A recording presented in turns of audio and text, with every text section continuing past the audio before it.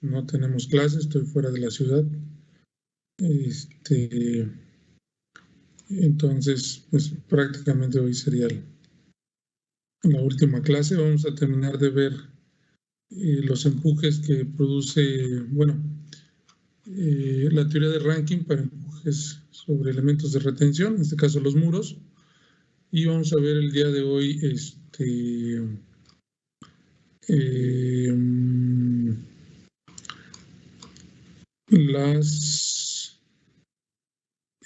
empuje en suelos cohesivos cuando hay presencia de agua o por atrás de los muros, es decir, cuando no tenemos el drenaje. Y vamos a ver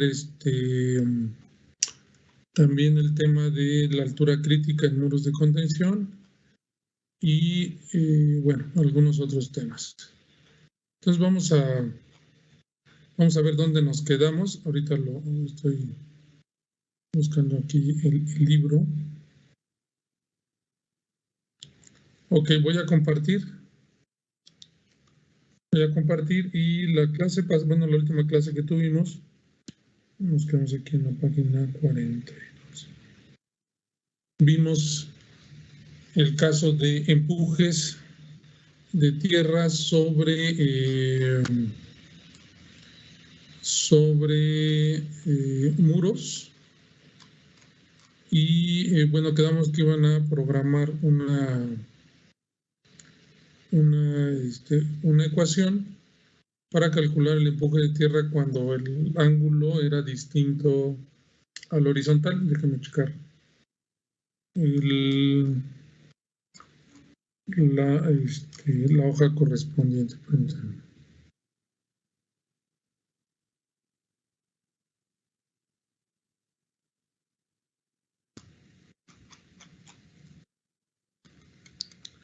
Ok.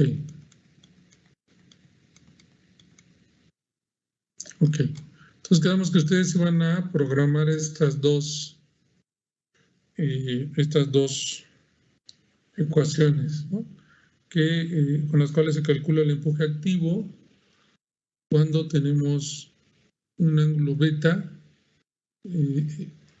que forma el relleno, ¿no? Bueno, ahora vamos a ver el caso, ¿no? El caso en el cual, pues, eventualmente existe la presencia de un empuje de agua por atrás del muro. Regularmente los muros se considera que no trabajan bajo esta condición porque es conveniente que tengan un drenaje, ¿no? Regularmente se coloca una tubería en la parte más baja del muro, pues para que se dé esta condición, ¿no? Lo que se trata precisamente es que los muros solamente trabajen con los empujes activos o pasivos, en su caso, correspondientes, y que, no tengan esta condición de empuje del agua, pero eventualmente podrían pedir que se diseñen. Y en todo caso, pues, como aparece en esta gráfica, el empuje del agua, pues, genera pues, prácticamente un 50% del empuje total en caso de que se presente. También el otro caso es cuando aparece una sobrecarga en el relleno, hay que considerarla, y se considera esa sobrecarga, el empuje, como Q entre N phi. Aquí están los componentes de los empujes que se generan tanto por el suelo seco como por el suelo sumergido. Aquí aparece gamma por H entre N phi, H1, donde H1 es la zona del suelo que está seco, y gamma sumergida por H2 entre N phi representa la parte precisamente sumergida o del empuje que va a producir el suelo sumergido sobre el muro. De aquí para acá, pues ya aparece el empuje del agua y luego la sobrecarga. Bueno, ¿cuáles son las ecuaciones que vamos a trabajar aquí? Bueno, pues es la ecuación 416, esta que está aquí, que es el empuje total activo que está representado bajo esta condición. Bueno, aquí la pregunta es si tuvieron, antes de seguir, si tuvieron algún problema con la programación de estas dos ecuaciones, jóvenes.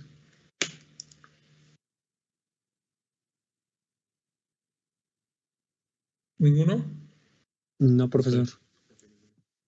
Ok. Entonces, ahora pues vamos a seguir con esta ecuación, que es la 416. Voy aquí a mostrarla. Tenemos empuje de tierra con terrenos o con suelos friccionantes. Suelos friccionantes con presencia de agua freática y sobrecarga. Suelos friccionantes y sobrecarga. Bueno, pues esta es la ecuación 416 y bueno, aquí aparecen las variables que intervienen en esta ecuación. Lo primero pues es el valor de 1 entre n phi, que a su vez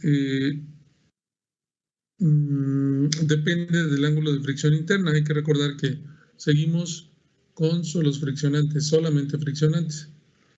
Entonces, aquí ponemos el ángulo de fricción interna, aquí la altura 1 y 2 que corresponden a la parte seca y sumergida, el peso volumétrico del suelo seco, del suelo sumergido y el gamma W del agua. Lo que hacemos aquí solamente es aplicar esta ecuación y nos dice que es 0.5 por n phi, ¿no? Es 0.5 por n phi por el valor de C10, que C10 es gamma, por H1 al cuadrado, que es C9. C1 sería H1 al cuadrado. Entonces este sería H8 cuadrado más este valor que sería 1 entre n phi, que sería acá, por gamma por H1 por H2, C8 y C9, más un medio de n phi, que sigue siendo C7, por gamma sumergido, que es el C11, que está aquí, por H2, que es el C9, al cuadrado, ¿no? Más un medio de gamma W, que está aquí, un medio de gamma W por H2, que es este al cuadrado, más, bueno, en este caso la sobrecarga, que son 5 toneladas por metro cuadrado, por el valor de n phi. Y en este caso nos da 15.93 toneladas por metro cuadrado. Hay que recordar que el valor de n phi es igual a tangente cuadrada de 45 menos phi sobre 2, que es el que está aquí.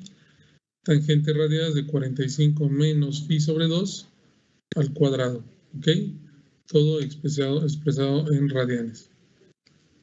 Hasta aquí tenemos alguna pregunta, alguna duda, jóvenes. Bueno,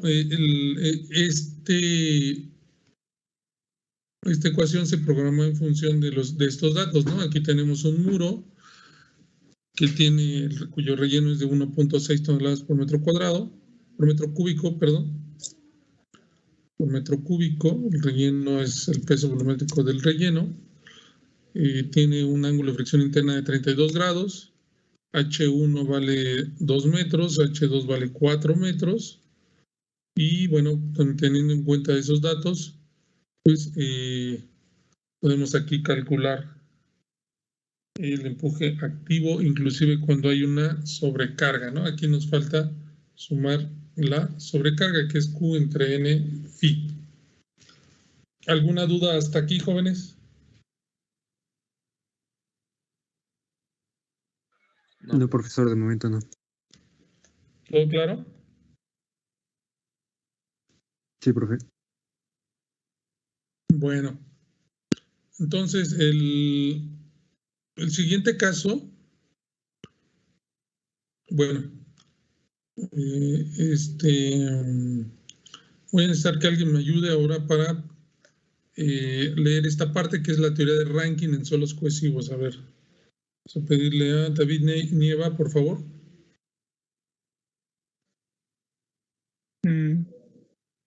El 4-5. 5, por favor. 4-5. Okay. Teoría de ranking en suelos cohesivos. En suelos puramente cohesivos, para la aplicación práctica de las fórmulas que se obtienen a continuación, es necesario tener muy presente de la cohesión. De las arcillas no existe como una propiedad intrínseca, según ha quedado establecido en el capítulo 7 del volumen 1 de esta obra, sino que es propiedad circunstancial expuesta a cambiar con el tipo, sea porque la arcilla se consolide o porque sea que se expanda con absorción de agua. Por ello es necesario tener la seguridad en cada caso de que la cohesión de que se haya hecho uso de las fórmulas de proyecto no cambie con el tiempo. Obviamente esta garantía, según se comenta adelante, es por lo menos muy difícil de obtener. Considérese un elemento de suelo puramente cohesivo a la profundidad Z. Al igual que en el caso de los suelos friccionantes, si la masa de la superficie horizontal del suelo está en reposo, la presión horizontal sobre el elemento sujeta la presión vertical, Z será K0 sigma Z. Gamma Z. Gamma Z, perdón. En este caso, el valor de K0 depende del material y de su historia previa de esfuerzos. En la figura 4.7 se representa el círculo 1 al estado de esfuerzos del elemento arriba mencionado. Como antes, si se permite deformación lateral, el material puede llegar a la falla de dos modos. En el primero, se permite que el elemento se deforme lateralmente, por disminución de la presión horizontal hasta el valor mínimo compatible con el equilibrio.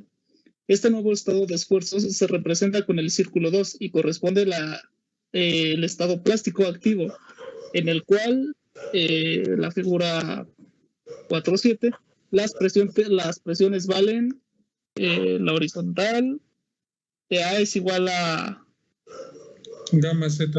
A gamma Z menos 2C y la vertical PV es igual a gamma Z igual. P0 es el esfuerzo principal mayor y PA el menor. En el círculo de falla 2, tangente a la envolvente S igual a C, obtenida en prueba rápida. El otro modo de alcanzar la falla es el elemento situado a la profundidad Z. Sería aumentar la presión horizontal hasta que después de sobrepasar el valor gamma Z, alcanzar uno tal que hace que el nuevo círculo de esfuerzos, sería el círculo 3, resulte también tangente a la envolvente horizontal de falla. En este caso se tiene el estado plástico, pasivo y las presiones alcanzan los valores. La horizontal PP igual a gamma Z más 2C, la vertical PV es igual a gamma Z. Y PP es el esfuerzo principal mayor. Ok, ya está ahí, por favor. Bueno, nuevamente, todo esto que está explicado desde este párrafo hasta el final de la hoja, pues se resume en esta figura, ¿no? Bueno, hay que recordar que en la clase previa teníamos un estado de esfuerzos representados en el círculo de Mohr como el círculo 1, es decir, estaba en reposo, ¿no? Y como está en reposo, el valor de los esfuerzos son los siguientes. Aquí tenemos gamma por Z, que es el esfuerzo principal mayor, gamma Z, y este valor aquí vale K0 gamma. K0 es el coeficiente de presión vertical en reposo. Entonces, este elemento tiene que ser llevado a la falla. Bueno, puede ser llevado a la falla de dos formas. Uno, permitiendo que los esfuerzos horizontales decrezcan. Entonces, este valor que no va a cambiar, que es el esfuerzo vertical, va a permanecer, y lo que va a disminuir es la presión horizontal, ¿no? Entonces, la presión horizontal ahí tiene un valor de PA, bueno, que ahorita vamos a ver, que vale gamma Z menos 2 veces la cohesión. ¿Por qué 2 veces la cohesión? Porque aquí tenemos la cohesión, que es el radio, y entonces 2 veces la cohesión representa el diámetro de este círculo, y por eso la presión activa vale gamma menos, o sea, gamma Z menos 2 veces C. Y en el otro sentido, tenemos que vamos a aumentar los esfuerzos laterales y le vamos a llamar presión pasiva. Entonces, en ese caso, gamma Z, lo que vamos a hacer es sumar 2 veces C, como lo hacemos aquí, gamma Z más 2 veces C, para calcular la presión pasiva. En este caso, el esfuerzo vertical igual coincide con gamma Z. Bueno, a ver, ¿alguien más que me ayude, por favor? Lisbeth Esparza, por favor, Esperanza Peña.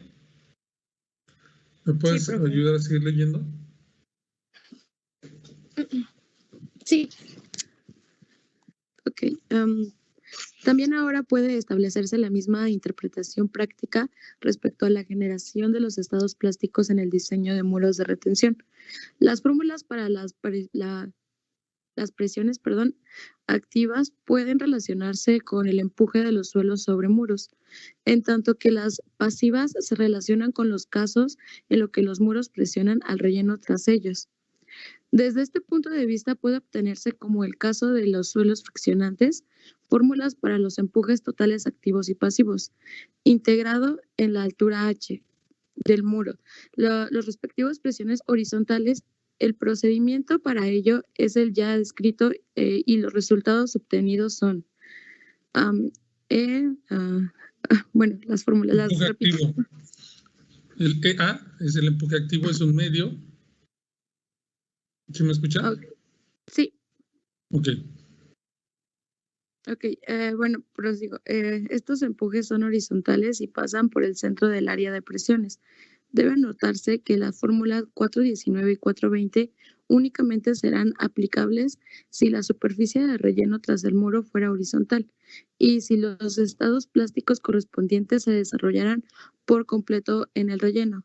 La fórmula 419 proporciona un procedimiento sencillo para calcular la máxima altura a que puede llegarse en un corte vertical de material cohesivo, sin soporte y sin derrumbe. En efecto, para que un corte vertical sin soporte se sostenga sin fallar, las condiciones del empuje deben de ser igual a 0, lo que según la expresión 419 conduce. Okay. Ok, el valor de H suele denominarse altura crítica del material cohesivo. La fórmula 421 da valores un poco altos de la altura estable real. En caso de ser usada en la práctica, deberá ser afectada por un factor de seguridad de 2 como mínimo. La teoría de Raikin aplicada a suelos cohesivos debe ser objeto de una discusión de carácter fundamental. En efecto, como ya se mencionó. Como ya se mencionó, la cohesión tal como se ha interpretado en el pasado no es un elemento de cálculo confiable, sino como un parámetro cuya variación con el tiempo es grande, difícil de prever y generalmente tiende a disminuir el valor inicial. Bueno, hasta ahí. Ok, entonces, bueno, aquí se hace la deducción. A partir de este comportamiento se hace la deducción de estas dos ecuaciones que representan el empuje activo y pasivo para suelos cohesivos. En todo caso, el empuje activo es igual a un medio de gamma, el peso volumétrico del suelo, por H, la altura, al cuadrado, menos 2 veces C por la altura del muro. Y el empuje pasivo es igual a un medio por gamma por H al cuadrado, más 2 veces C por H. de aquí resulta que la altura crítica de un corte sin soporte, de un corte puramente cohesivo, hay que tener aquí bien claro este concepto, es igual a HC menos 4 veces la cohesión entre gamma, ¿no? El autor dice aquí que hay que tener cuidado con la aplicación de esta ecuación porque da valores mucho más altos que lo que se presenta en la realidad.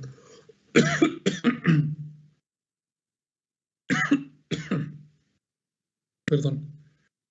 Entonces hay que dividir esta altura por lo menos entre 2 para que pueda ser usada con cierto grado de seguridad. La otra advertencia que nos dicen es que esta teoría, para hacer los cohesivos, debe de ser tomada con mucho cuidado, ¿no? Porque la cohesión, perdón, es un parámetro que puede variar con el tiempo, ¿no? Y que depende, perdón,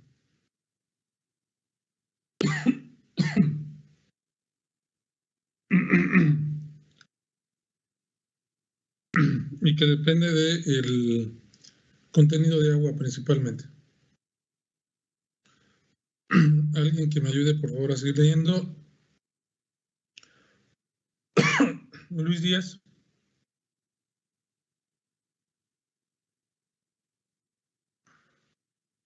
Sí, profe. Por favor. Como una regla. Sí. Como una regla general, el proyectista no debe confiar en ella, por sugestiva que inicialmente se le presente, en obra de retención. Un relleno siempre tiene la posibilidad de saturarse de agua más o menos rápidamente.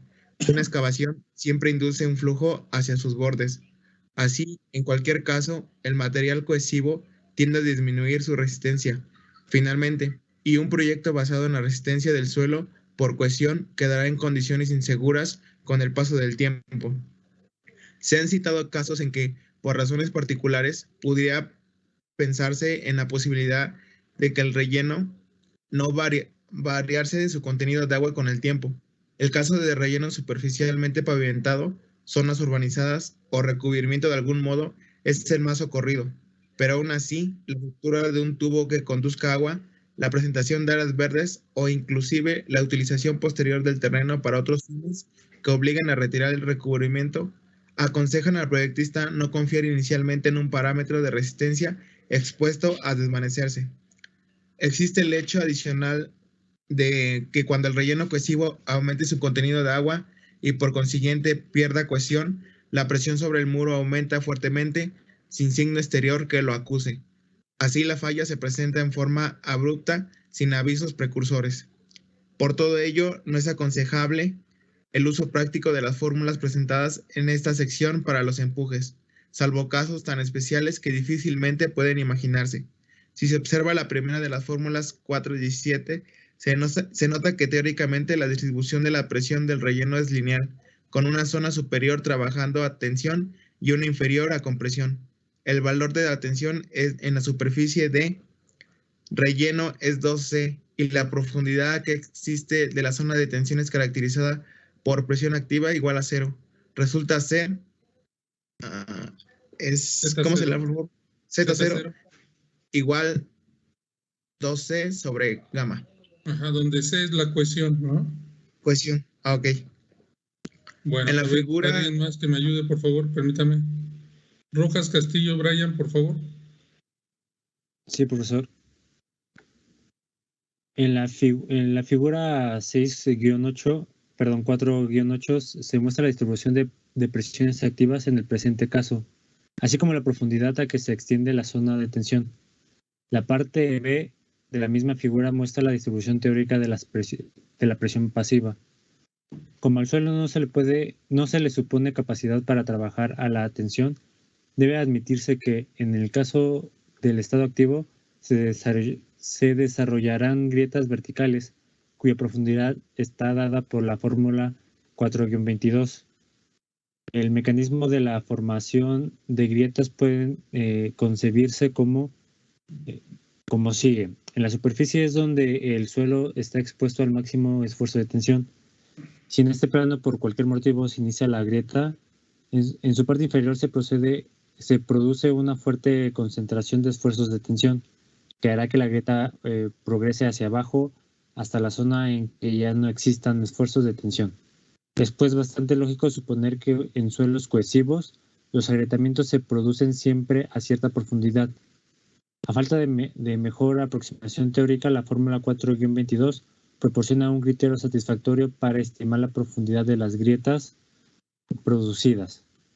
En vista de todo lo expuesto anteriormente en relación al concepto de cohesión y a su cambio en el tiempo, se considera innecesario extender el análisis de los estados plásticos a los casos de relleno inclinado y a muros de respaldo no vertical. Esta extensión podrá verse en la referencia 6. Ok. Bueno, entonces vamos a programar ahora, pues, bueno, vamos a resolver un problema, pero ahora utilizando las ecuaciones 4.19 y 4.20, que son el cálculo de empujes pasivos y activos para empuje de tierras con suelos cohesivos. Bueno, entonces igual tenemos las ecuaciones 4.19 y 4.20, tenemos este problema en el cual tenemos un relleno de material puramente cohesivo, donde tenemos un gamma igual a 16 toneladas por metro cúbico, una cohesión de 9 toneladas por metro cuadrado y 6 metros de altura del muro, ¿no? Entonces aquí el empuje activo va a estar dada por esta ecuación, que es igual a 0.5 por gamma, o sea, gamma, que es el peso volumétrico, por h al cuadrado, menos 2 veces la cohesión por h, ¿no? Igual. Entonces, en este caso particular nos da un empuje activo igual a menos 79.2 toneladas por metro cuadrado. ¿Por qué nos da eso? Bueno, pues porque el Z0, aquí está, Z0, que es la altura crítica de la grieta de tensión, es igual a 2 veces C, 2 veces la cohesión entre gamma, nos da un valor de 11.25, es decir, muy por arriba de los 6 metros que tiene el muro. Es decir, bueno, y también la altura crítica, que es la altura sin algún sistema de protección, sin algún muro, es de 22 metros. También muy por arriba en cuanto al alto de los 6 metros del muro proyectado. Ahora, ¿qué está pasando aquí? Que con esta cohesión nos está diciendo que el muro no se requerirá la construcción de un muro porque el corte en sí mismo es estable, ¿no? Sin embargo, el autor advierte que no debemos de diseñar, ¿no?, bajo estas circunstancias, porque la cohesión es una propiedad que, bueno, depende mucho del contenido de agua, ¿no? Entonces, si se aumenta el contenido de agua, pues se puede perder la cohesión abruptamente. Por ejemplo, vamos a poner aquí 0, y por lo tanto el empuje activo sube a 28.8 toneladas por metro cuadrado. ¿Está claro, jóvenes? Sí, profesor. Entonces, si la cohesión se pierde por presencia de agua, bueno, pues el empuje, que era en este caso 9 toneladas por metro cuadrado de cohesión, teníamos hasta, bueno, por decir algo, ¿no?, un empuje activo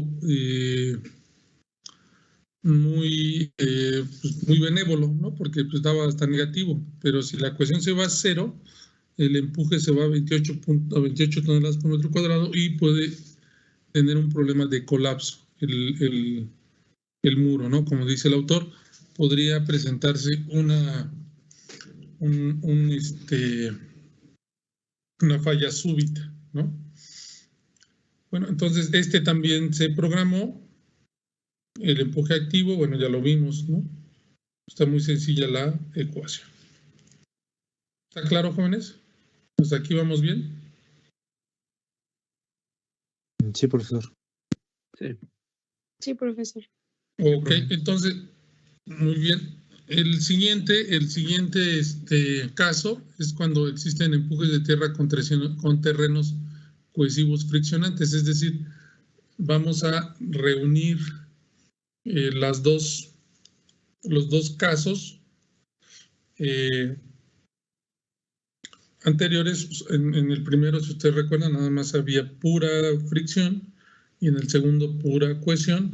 Y bueno, aquí presenta el autor dos casos, bueno, dos ecuaciones cuando tenemos, para el cálculo de empuje activo y pasivo, cuando hay terrenos cohesivos friccionantes, es decir, pueden tener ambas propiedades.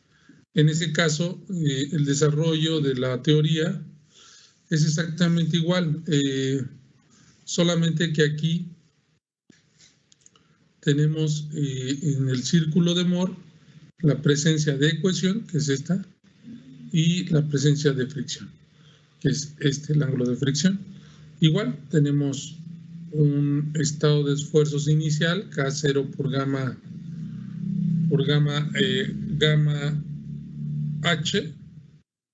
Aquí tenemos gamma Z, y este valor vale K0 por gamma Z, ¿no? O sea, está en reposo, igual se lleva a la falla por dos condiciones, ya sea liberando esfuerzos verticales hasta que toque la falla, o sea tangente a la falla y encontremos la presión activa, o cuando aumentando los esfuerzos horizontales sobre el muro y también desarrollemos la presión pasiva. Bueno, en todo caso, el desarrollo es el mismo y se llega a esta ecuación, ¿no? Donde el empuje activo es igual a un medio de n phi por gamma por h al cuadrado menos 2 veces la cohesión entre raíz de n phi por h. Y el empuje pasivo es igual a un medio de n phi por gamma por h al cuadrado más 2 veces la cohesión raíz cuadrada de n phi por h. Ok, entonces esas dos ecuaciones son las que traigo a mi hoja de cálculo y voy a proceder a programarlas. Igual tengo aquí el valor de n phi que depende del ángulo de fricción interna. Luego tengo n phi, que es tangente cuadrada de 45 más phi sobre 2, todo elevado al cuadrado. Y tengo los empujes activos y pasivos. Entonces, al resolver este problema, tengo aquí el gamma que vale 1.6 toneladas por metro cúbico, el gamma sumergido que vale 0.6 toneladas por metro cúbico, el peso volumétrico del agua 1.6 toneladas por metro cúbico y el ángulo de fricción interna, ¿no? Si yo varío aquí el ángulo de fricción interna, inmediatamente también va a cambiar el empuje activo. Ahorita vamos a ver cómo funciona. Bueno, aquí está el peso volumétrico, la cohesión, que en este caso la dejé en 1 tonelada por metro cuadrado, pero si la aumento un poquitito, empiezo a tener empujes activos negativos. Vamos a dejar así. Y el ángulo de fricción interna de 30 y la altura total del muro de 6 metros. Bueno, entonces vamos a programar. Nos queda que es 0.5 por n phi. Aquí tiene n phi que es, por gamma. ¿Cómo está? Así. Un medio de n phi, o sea, un medio de n phi. N phi que es este. No es 1 entre n phi, ok. Perdón, estamos el de arriba. Aquí tenemos este valor, el empuje activo, es un medio de n phi, de 1 entre n phi. Este valor multiplicado por 1 entre n phi C87 por el gamma C90 por h al cuadrado, que es este valor, menos 2 veces c, que es la ecuación, por el valor de h, y tenemos aquí entre la raíz de n phi, donde n phi es tangente cuadrada de 45 más phi sobre 2.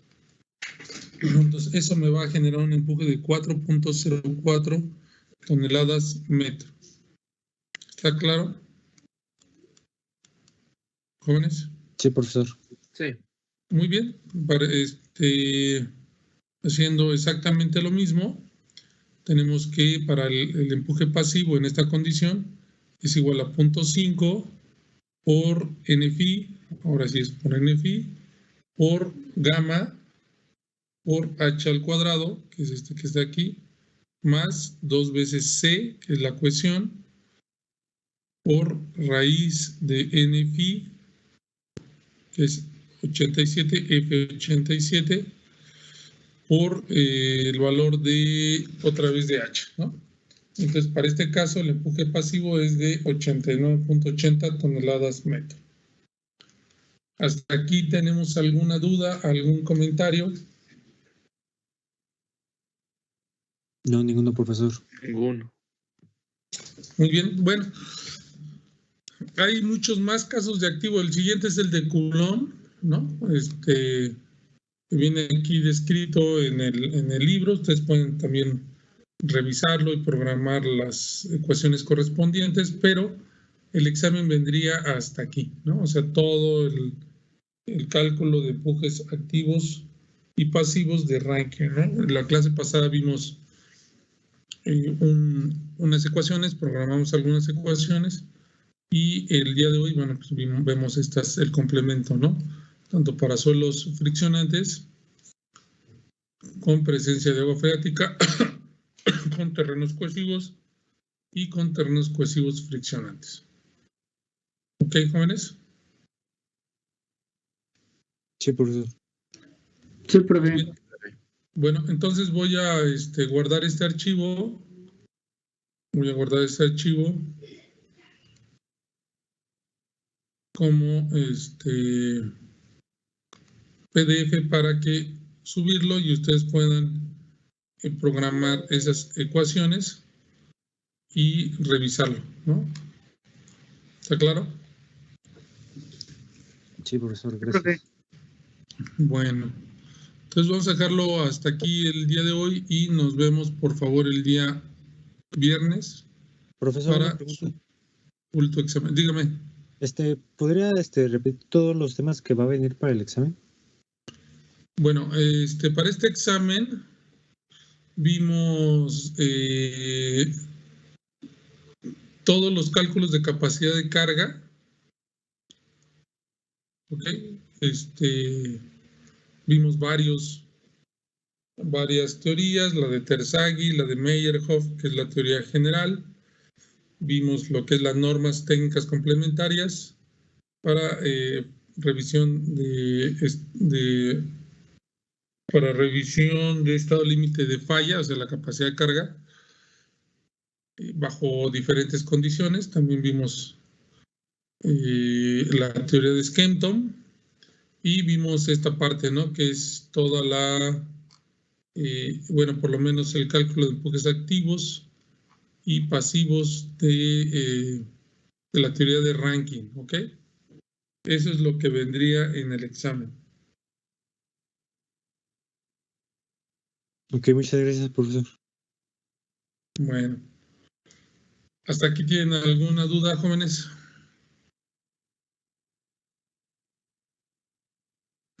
¿Ninguna? No, profe. No, profe. Okay. Bueno, entonces ya está ahí, que es el cálculo de empujes pasivos de Rankine, ¿no? Ok. Listo. Bueno, entonces todos también tendrían ustedes que programarlos. ¿Estamos de acuerdo? Sí, profesor. Sí, profe. Bueno, entonces pues si no hay nada, ningún otro pendiente, nos vemos por favor el día viernes. Gracias, profesor. Hasta luego. Lo que creo que no nos olvidemos. Que estén bien, Gracias, jóvenes. profe. Hasta luego.